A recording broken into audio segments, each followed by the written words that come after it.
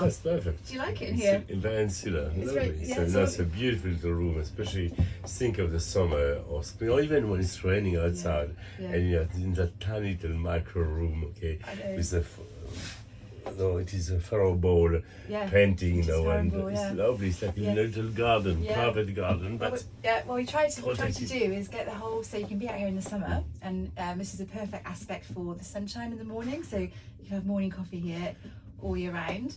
And we want to try to extend the season, so you can use it in the autumn and the spring and even the winter too, because we've got sheepskins, we've got blankets, we've got heating. So I'm hoping. And where's the red wine? Yeah, where's the red wine? I can see it out It's there. going, Actually. So I can it's see it out going. there. So thank you ever so much for chatting to me. Yes. I would like to talk to you first of all about your book, and also about the pub here, which is actually my local.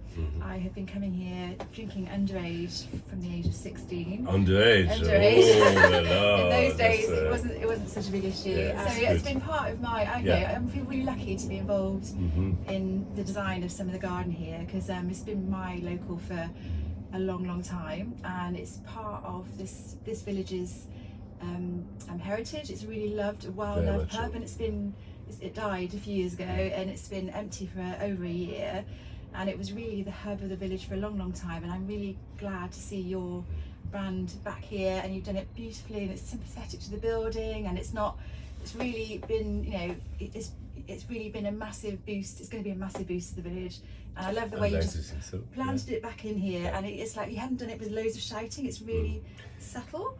I think it's the whole idea of creating, reinventing a pub, with also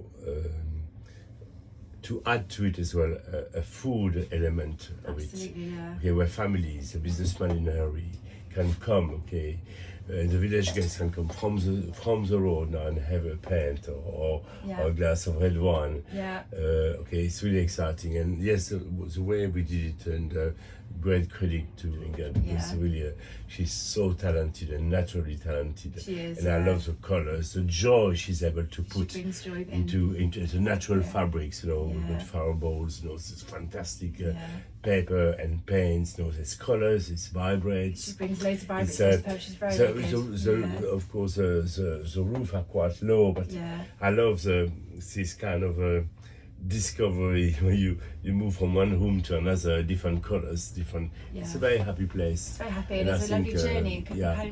I mean, also we're here to try to journey you through, so you come from the outside, and we bring the outside inside as well a little bit, to almost help that journey, to help that harmony, and I think it helps to make you feel more at home. And actually what we'll do, of course, is to provide brilliant food, okay, because I'm very much involved in all the menu with my chef Clive Fretwell, who has worked with me for 40 years. Wow. So he worked as my executive chef at Le Manoir Quête Saison, okay, for 20 years. Yeah. He was my executive chef. He was a young boy. Now he's about 1 meter, 2 meter, double my size. Wow. And an amazing man, okay. So he has my values, and my values are about free range, about quality, it's about freshness, about seasonality. We change the menu every season, so you have that food, simple but wholesome and delicious, where the businessman in every families can come and celebrate. It's a beautiful village. I didn't know about Prestbury, but it's such a lovely area. It's so close to race course, so close to the city centre.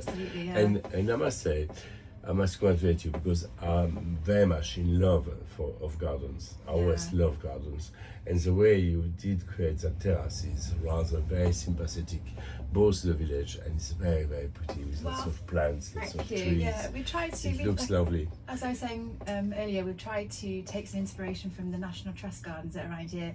So this is where the Cotswolds is all about the greenery and the trees and the gardens. So we tried to pull a little bit of that into this garden, and try and reflect the local scenery, because there's no point in trying to change it. No, absolutely not. You want to enhance. Very sympathetic. We've been trying to be very sympathetic to it, and we already had loads of Cotswold stone here, the slates, lots of natural trees, huge, big, mature trees. So we just wanted to enhance that with a little bit of French design as well. So we've got some chandeliers hanging from the trees, and not here yet.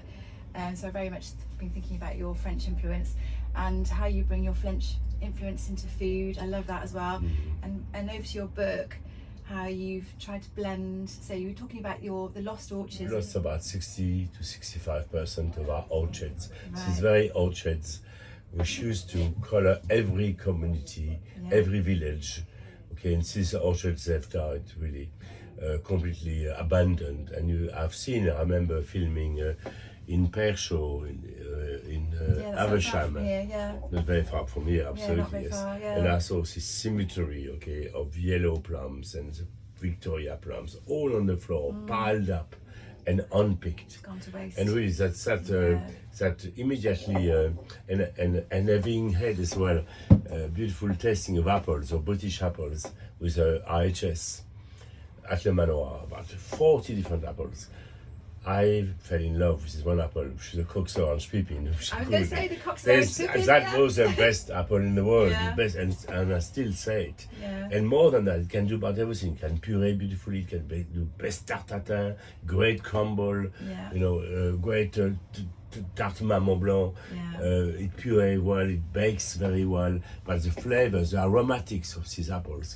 So we've lost our apples. Such a And when shame. you go in the supermarket, what do you find? Granny Smiths? No, you will find Jazz, Pink Ladies, Yeah. Fuji apples, Yeah. Granny Smith. But no, Granny Smith is okay. Yeah. But it's not grown in England. It's grown in New Zealand. It's grown in South Africa, in China now. So Really? all these fruits are imported from billions of miles away, creating huge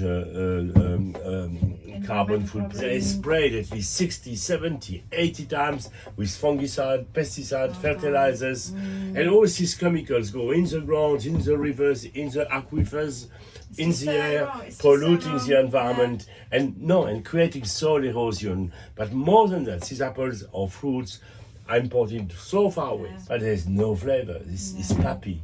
And imagine the damage it causes, okay, to the environment. It's terrible. Okay, It's so absolutely shocking. And so it's- why on earth we don't grow our own apples, our own foods? It's about time we do. And we did. Okay. We did it all so Well, well, we didn't used to. The Yeah. Victorians used to be Yeah. completely in love with apples. They Yeah. used to treat apple like Chateau Yquem. And like wine, wasn't it? Absolutely, they all knew, but What's the no. word for an apple taste? A little bit of pommery, is it? Pommery. I love that word. Yes, it's a beautiful word. Yeah, yes. it's a gorgeous Yeah. word. So this orchard of 2,500 trees is a tribute really to what we have lost and what we could reinvent if we as consumer, be chefs, consumer moms, cooks at home, retailers start to buy British and reinvent our orchards. And change the way we live, the way we're living. So Yes, that's and I what. think, and I think, do you feel? I mean, I think you're probably an early trailblazer in the whole growing your own food, cooking your own food, straight from the ground into the kitchen.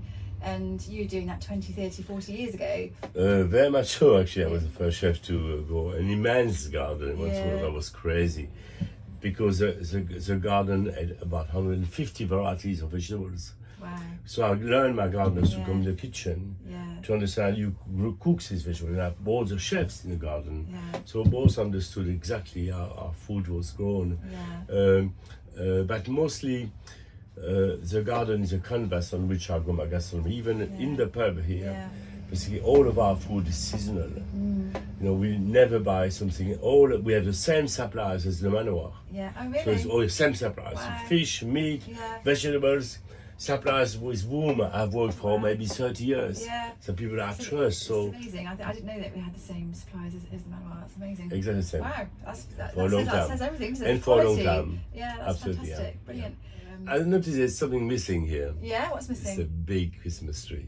Oh, yeah, there's going to be Christmas trees. Don't worry, Absolutely, we're going yes, big yes, Christmas. yes, So definitely. we're just photographing it now as it's going to be for the website, and then next week it'll be full on Christmas. So we're going to have some wreaths in here, and Christmas trees and fairy lights. It'll be, don't worry. But it looks lovely. It's going to be Yeah. such a lovely place because the terrace is fantastic. There's a huge car park.